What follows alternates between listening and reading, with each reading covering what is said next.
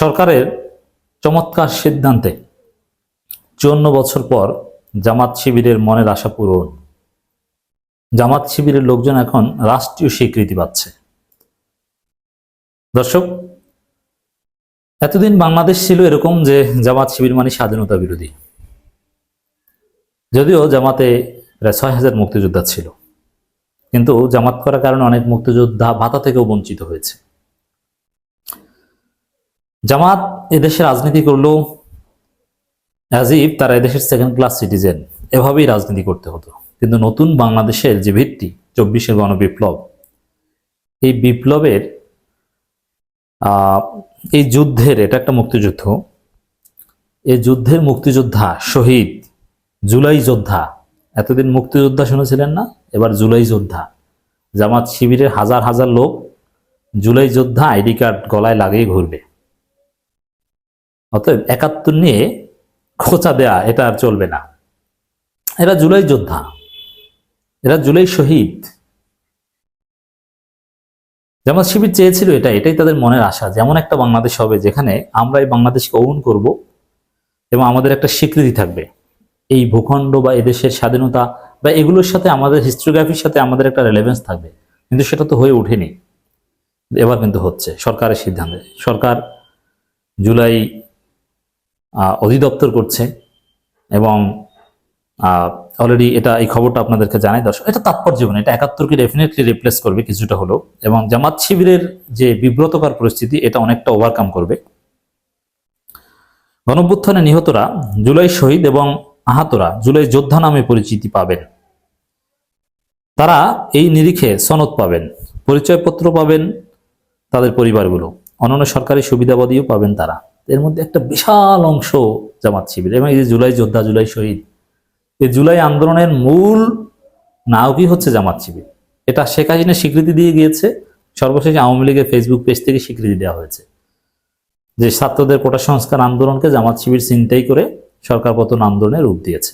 অতএব জামাত শিবির, জামাত শিবির, বুঝতে পারছেন?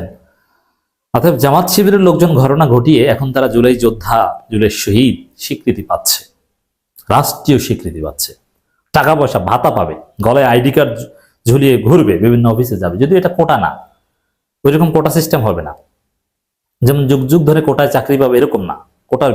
কোটার এটা এক না। হ্যাঁ, তারা টাকা পয়সা পাবে, এটা নিয়ে তো কোনো আপত্তি নেই। আপত্তি ছিল সরকারি চাকরিতে যদি বৈষম্য থাকে, এটা নিয়ে আপত্তি। এমন না যে এই জুলাই যোদ্ধা বা জুলাই যোদ্ধাদের পরিবার এরা যুগ যুগ ধরে পাবে না। একবার হয়তো বা যদি কেউ সক্ষম লোক হয় এবং তাদের প্রয়োজন হয়, একটা চাকরি দিতে পারে, এটা কোটা বলে না। কোটা থাকে চলমান। রাজধানীর ওসমানী স্মৃতি মিলনায়তনে ডিসি সম্মেলনের দ্বিতীয় দিনের তৃতীয় অধিবেশনের শেষে সাংবাদিকদের তথ্য জানান মুক্তিযুদ্ধ বিষয়ক মন্ত্রণালয়ের উপদেষ্টা ফারুকী আজম। মুক্তিযুদ্ধ বিষয়ক মন্ত্রণালয় এবং দুর্যোগ ব্যবস্থাপনা ত্রাণ মন্ত্রণালয়ের সঙ্গে এই অধিবেশন হয়। উপদেষ্টা বলেন, মুক্তিযুদ্ধ বিষয়ক মন্ত্রণালয়, এর মানে এটা একটা মুক্তিযুদ্ধ।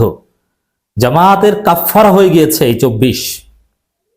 সরকারের সিদ্ধান্তগুলো প্রমাণ করে যে না, আসলেই কাফফারা। জুলাই যোদ্ধা প্লাস মুক্তিযোদ্ধা, কত সুন্দর। এখন জামাত লাইমলাইটে এসছে, তারা এবারের মুক্তিযোদ্ধা, এবারের জুলাই যোদ্ধা। এবার কিন্তু তারা আর ভুল করেনি। উপদেষ্টা বলেন, জুলাই অধিদপ্তর গঠনের প্রক্রিয়া শেষ পর্যায়ে। এই সপ্তাহে অধিদপ্তর গঠন হবে। অধিদপ্তর করার নিরিখে একটি নীতিমালাও হয়েছে। তিনি বলেন, যারা শহীদ হয়েছেন তারা সঞ্চয়পত্রের মাধ্যমে 30 লাখ টাকা পাবেন। চলতি অর্থ বছরে তাদের 10 লাখ টাকা দেওয়া হচ্ছে। আগামী অর্থ বছরে তারা 20 লাখ টাকা পাবেন। আহতরা 3টি ক্যাটাগরিতে সহায়তা পাবেন, জানিয়ে উপদেষ্টা বলেন, আহতরা আজীবন চিকিৎসা সুবিধা পাবেন এবং তারা ভাতাও পাবেন। যারা গুরুতর আহত তারা এককালীন 5 লাখ টাকা পাবেন এবং প্রতি মাসে 20,000 টাকা করে ভাতা পাবেন।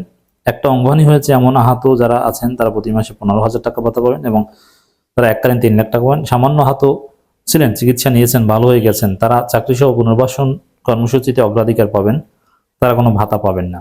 এখানে কোনো বাড়াবাড়ি করা হয়নি, ন্যায্যতার ভিত্তিতে, ইনসাফের ভিত্তিতে সিদ্ধান্ত নেওয়া হয়েছে। যে মুক্তিযোদ্ধাদের পানি খাওয়াইলেও সে মুক্তিযোদ্ধা 25,000 টাকা ভাতা না। সামান্য আহত সুস্থ হয়ে গিয়েছে, সে কিছুই পাবে না। মানে অতিরিক্ত কিছু করা হয়নি কিন্তু। আর যে লোকটা অঙ্গহানি হয়েছে তার জন্য আপনি কিছু করবেন, এটা তো একেবারেই মৌলিক ইনসাফ, সেটা করা হচ্ছে।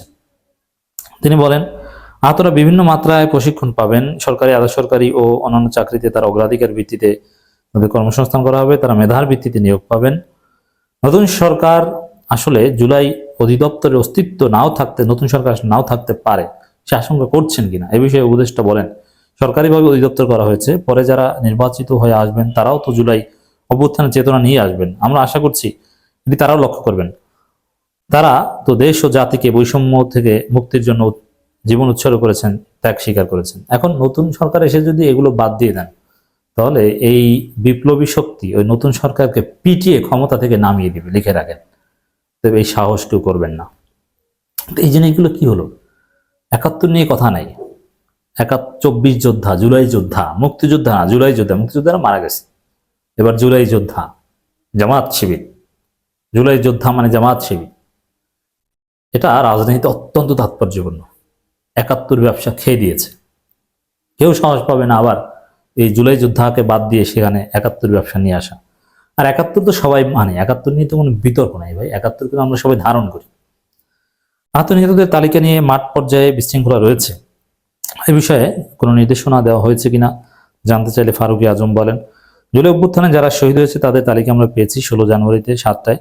আমরা রাত 3টায় গেজেট প্রকাশ করে দিয়েছি। তালিকাটা তৈরি হয়েছে খুব দ্রুত, মেডিকেল সেল থেকেই করা হচ্ছে। এটা যেমন মুক্তিযুদ্ধ মন্ত্রণালয়ে আসবে, আমরা এটা আরো যাচাই বাছাই আরো ইনক্লুড হবে। দেখেন হিসাবটা দেখেন, একদিকে জুলাই যোদ্ধারা স্বীকৃতি পাচ্ছে, আর একদিকে ভুয়া মুক্তিযোদ্ধাদের ধরতে উদ্যোগ নেওয়া হচ্ছে। ৭১ ব্যবসা বাদ দেন, এবার জুলাই আগস্টের বাংলাদেশ।